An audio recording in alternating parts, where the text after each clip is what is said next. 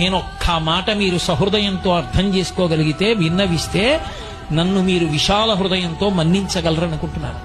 బెల్లంతో వండింది పాయసమే, పంచదారతో వండింది పాయసమే. ఒకటి తెల్లగా ఉంది, ఒకటి నల్లగా ఉంది, రెండిటి రుచి అది తెలుసుకున్న నాడు రంగు కోసం పాకులాడవు, పక్క పాత్ర కోసం వెంపర్లాడవు.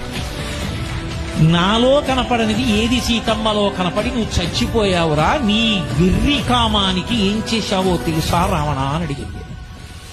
ప్రపంచాన్ని గడగడలాడించగలిగిన వాడు ఇంద్రుణ్ణి గెలవగలిగిన కొడుకుని కన్నా నీ కామానికి పరకాంతని తెచ్చి కొడుకుని యుద్ధానికి పంపి చంపేశావు.